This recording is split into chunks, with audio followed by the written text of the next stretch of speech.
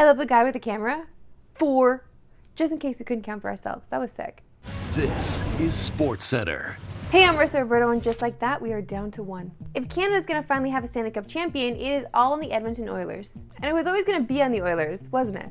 Although maybe not when you look back at the first 13 games before Chris Knoblauch took over. Because that was rough. Well, here we are, and one person who we know enjoyed last night as a neutral, though, was friend of the show, Pete Blackburn. He is such a troll.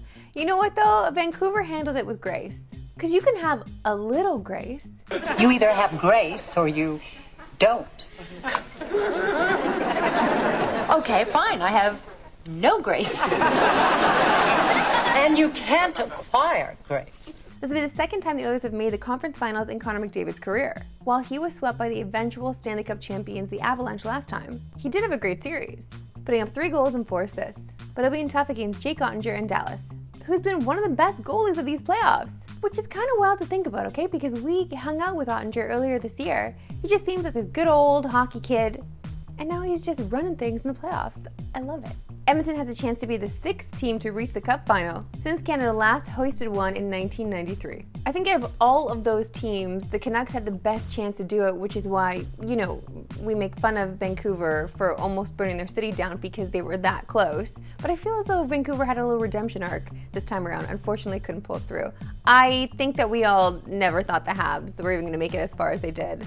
So when they lost in 5, it made sense. Checking the odds though, it seems like our friends at FanDuel think this could go any way when it comes to these last 4 teams, as the Stars and Panthers both have the shortest odds at plus 230, with the Oilers right behind them at plus 260, and the Rangers at just under 4-1.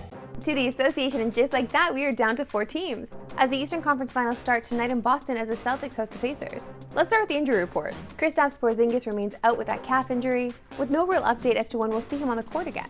But the odds do not reflect that at all, as the Celtics are still overwhelming favorites, with the Pacers 7-1 to win the series. And looking at the title odds, the odds continue to show Boston is a championship team, as they're minus 150 to win it all. For Indy though, it seems as though they go as Tyrese Halliburton goes.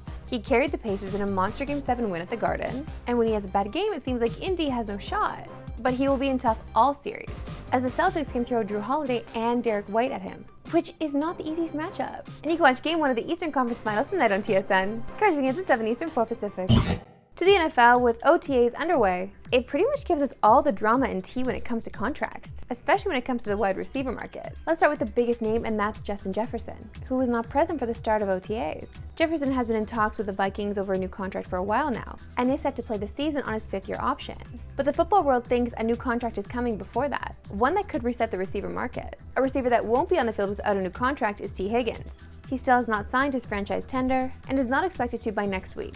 And if he doesn't, he will not be able to report back to the Bengals until he does. Higgins requested a trade from Cincy earlier in the offseason, and this one doesn't look like it's going to be resolved anytime soon. Another player not expected to show up today at OTAs is CeeDee Lamb of the Cowboys.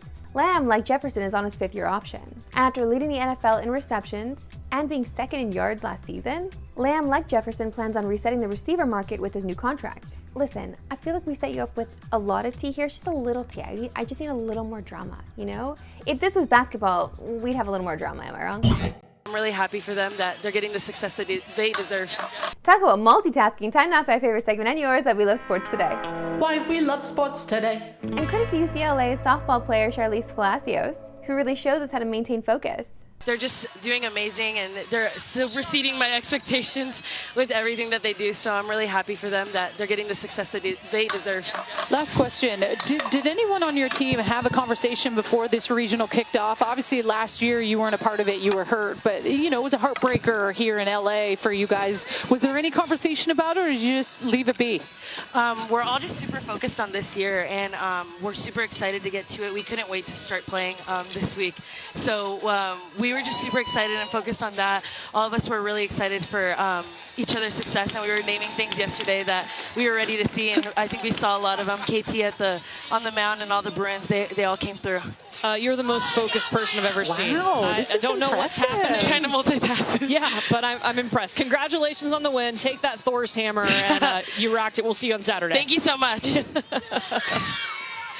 The best part of all of that is that she's balancing a cereal box on her head. And then if you think about it even further, these ladies have Reese's Puffs in the dugout, which is just the best idea for a snack. Which brings us to another very important question. Does Reese's Peanut Butter Puffs belong in the top 5 cereals of all time? I say yes. We'll get to her habit in a second. Here we go, impromptu Risser's Rankings top 5 cereals of all time.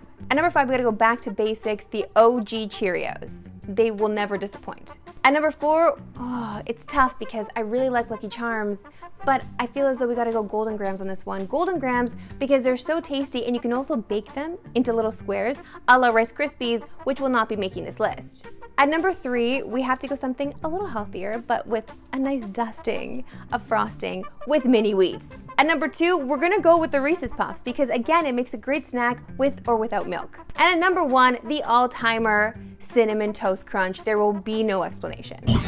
Game 2 of the PWHL Finals goes down tonight, as Minnesota's trying to avoid going down 2-0 for the second consecutive series. Game 1 between Boston and Minnesota was a barn burner. It featured 7 goals, the most combined goals in a playoff game in PWHL's short history. First overall pick from the PWHL draft, Taylor Heisey scored 2 of those goals, and she's been electric for Minnesota when it's mattered most. Going back to Game 5 against Toronto, she's got 4 goals and an assist in just her last 2 games.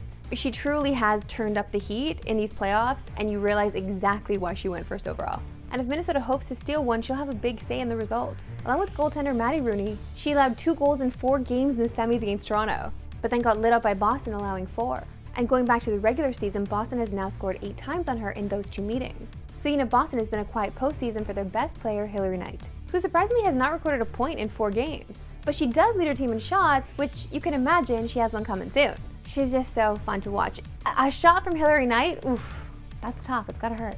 Her Team USA teammate on the blue line, Megan Keller, is leading the way as far as production goes, with 4 points in 4 games that includes 2 assists in Game 1, while also playing the 3rd most minutes on the team. And you can watch Game 2 between Boston and Minnesota tonight on TSN. Coverage begins at 7 Eastern, 4 Pacific. I'm so sad this is not like a Canadian team, American team matchup. I can't tell you how bummed I am about this, but because Minnesota beat Toronto, I have this rule where I want the team that beat my team to actually win it all, or because I don't want to lose to losers, so it's got to be Minnesota for me. That's all for today. We'll see you at Pick tomorrow, 3 Eastern, no Pacific. Have a good one.